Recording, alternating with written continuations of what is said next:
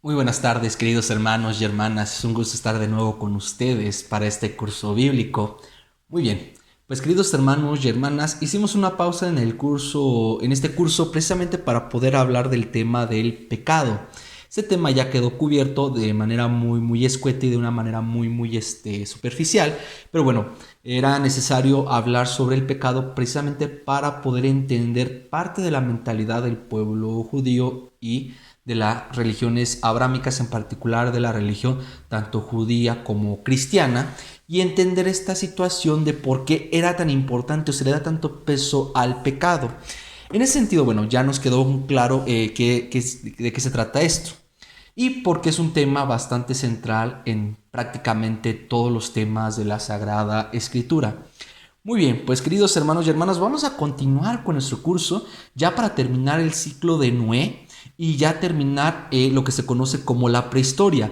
Del capítulo 1 al capítulo 11 del Génesis se le conoce como prehistoria en el sentido de que son relatos sobre todo de origen mitológico y relatos que no pueden ser datados de manera cronológica. Son textos que van interpretando ciertas situaciones o que tratan de dar explicaciones a ciertas cosas que el autor ya está viendo en ciertos momentos históricos. Recordemos que todos estos textos fueron escritos muy posteriormente a los hechos narrados o a los hechos mencionados.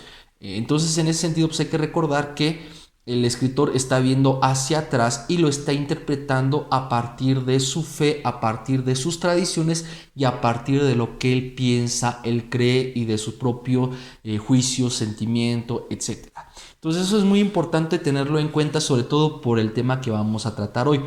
Ya estamos terminando esta parte del ciclo de Noé.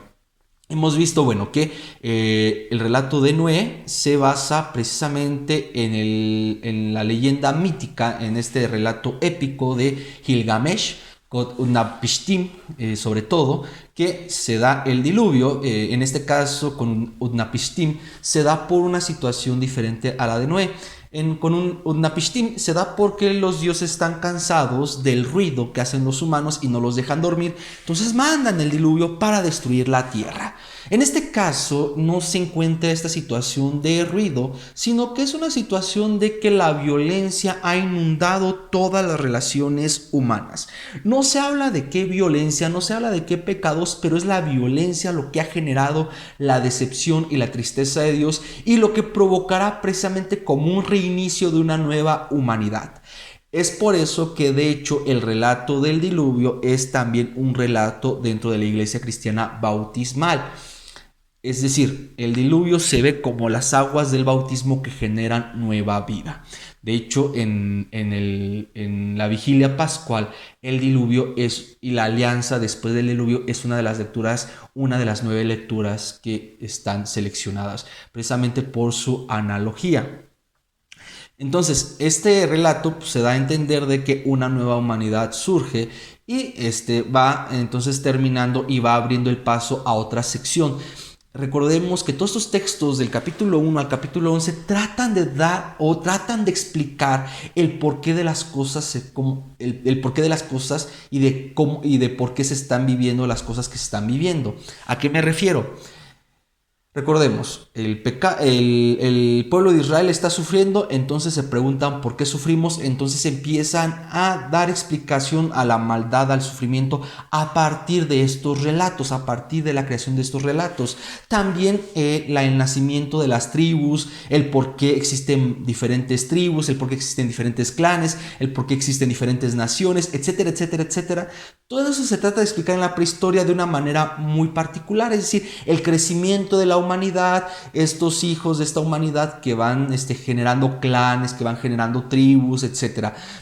Se trata de explicar el origen de la humanidad, el origen de la cultura, el origen de la maldad, el origen de las tribus, el origen de las sociedades. Entonces esto es muy importante y esto lo notaremos precisamente a partir de este relato con Noé. Muy bien. Pues bueno, ya Llegó el diluvio, posteriormente pues ya vemos que este mismo relato de Gilgamesh con Noé guardan un parentesco, precisamente cuando Noé avienta un cuervo, el cuervo sobrevuela el mar, bueno, el diluvio, toda la creación, regresa. Por cierto, se me olvidaba comentarles algo, un paréntesis. Recordemos que en las primeras clases hablábamos precisamente de cómo era la concepción del mundo para estos pueblos antiguos, sobre todo para el pueblo semita, y veíamos que el mundo era como una cúpula, donde tanto en la cúpula de arriba había agua, como en la cúpula de abajo o en la tierra, donde están los mares, había agua o hay agua. Entonces el diluvio trató de que, de hecho el relato habla de que Dios abrió las compuertas del cielo. Recordemos que para estas antiguas culturas, el cielo no era, el cielo era una lámina, era una bóveda.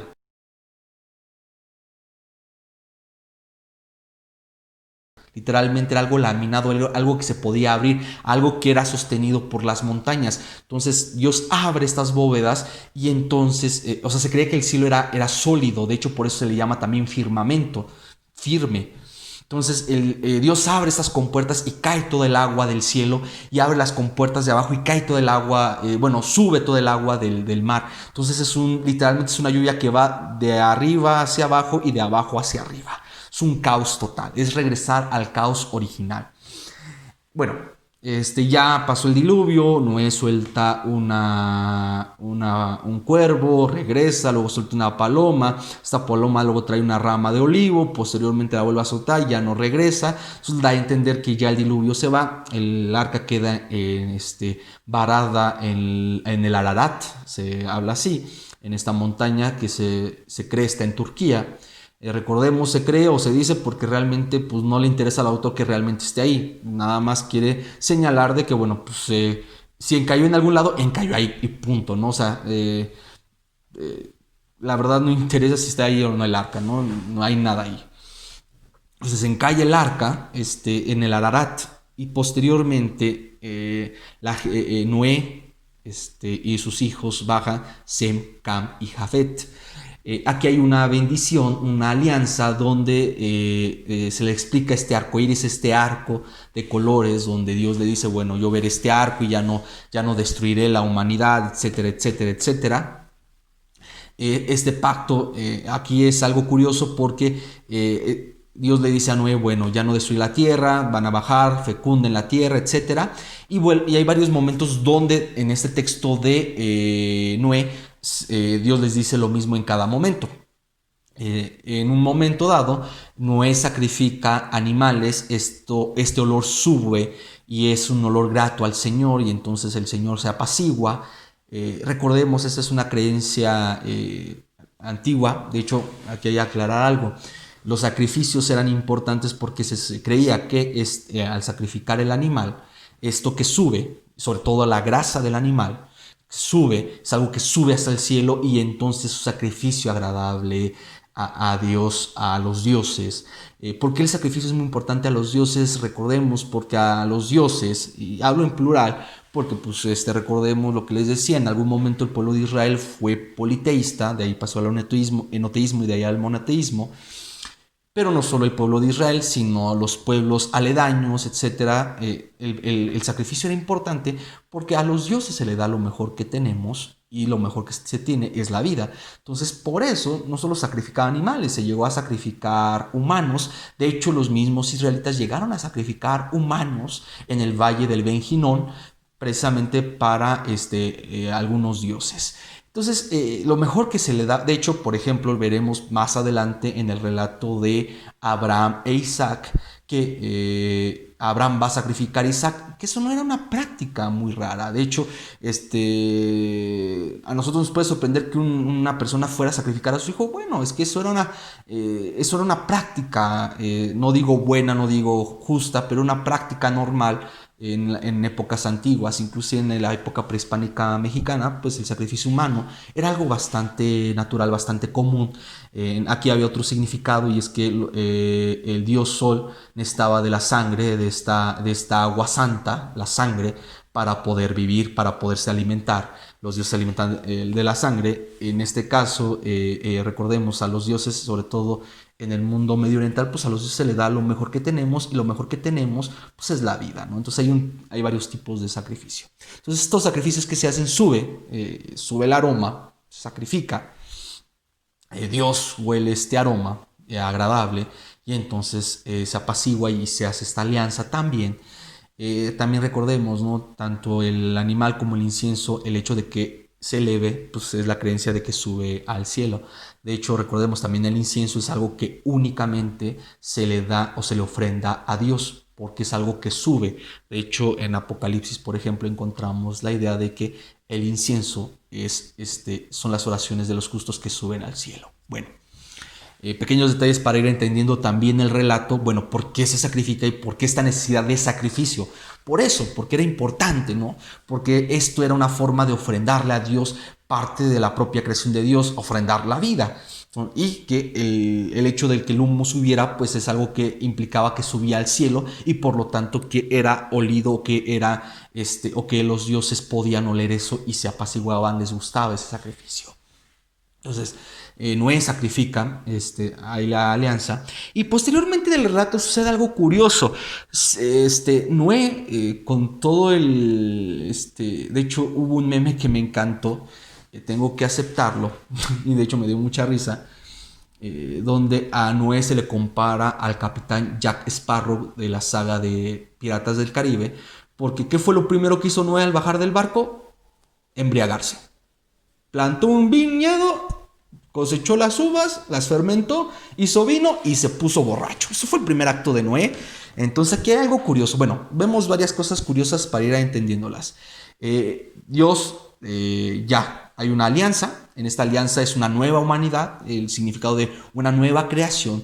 De hecho, se dan cuenta, hay un símil entre Noé, Adán y Eva, y entre los hijos de Adán y Eva, que es, recordemos, Caín, Abel y Set. En este caso también tenemos tres, Sem, Cam y Jafet. Entonces hay una semejanza total, un símil total de Adán y Eva, y de Noé, de Caín, Abel, Set y Sem, Cam, Jafet, ¿no? Bueno, para que vean estas similitudes, precisamente de lo que el autor quiere narrar, en ese sentido. De que, bueno, hay una nueva humanidad, esta nueva humanidad va a fructificar, tiene que crecer, se puede reproducir.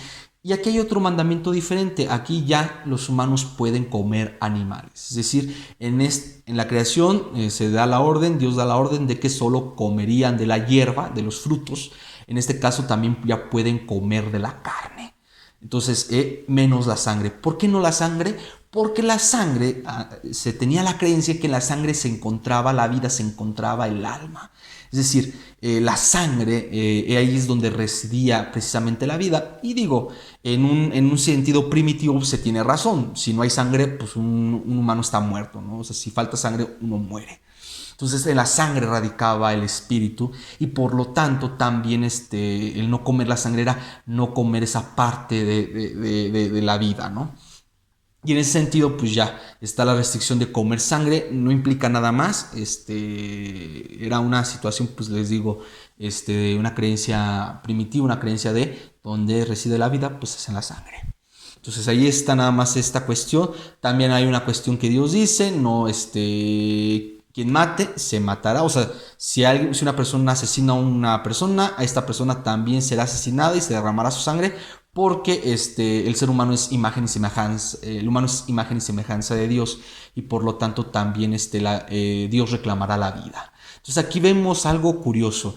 Este texto es de origen sacerdotal, ya hablamos de los orígenes, hay varios textos. De hecho, el texto del diluvio es de varias fuentes, es de fuente eloísta, yavista y sacerdotal. Y esa es una parte sacerdotal, donde aquí es lo curioso, a Dios se le dota también, importante, que es el dueño de la vida, y que por lo tanto Él reclama la vida. Y hay estas normas ya de legalidad, de sacrificio, etc. Entonces, bueno, hay esta parte. Posteriormente, Noé, su primer acto es embriagarse, se emborracha. De ahí tenemos un texto bastante oscuro que es muy poco entendible, donde el hijo de Noé, Cam, entra a la tienda, lo ve desnudo y entonces va, se lo cuenta a los hermanos van a la tienda, pero ellos no ven desnudo al padre, sino que se voltean y yendo de espaldas lo cubren sin ver su desnudez. A Noé se le pasa la borrachera y entonces Noé se da cuenta, y lo dice el texto, se entera de lo que hizo su hijo y entonces maldice a su hijo. Bueno, en primer lugar, maldice a su hijo, de hecho maldice a Canaán, al hijo de Cam, y entonces bendice tanto a Sem y bendice a Jafet. De hecho, la mayor bendición se la lleva Sem y Jafet una bendición como intermedia, y Cam y Canaán se llevan la maldición. Aquí es interesante, primero, lo obvio y lo importante es, el texto ya narra algo que ya pasó. En este caso es justificar el por qué el pueblo de Israel puede poseer la tierra prometida.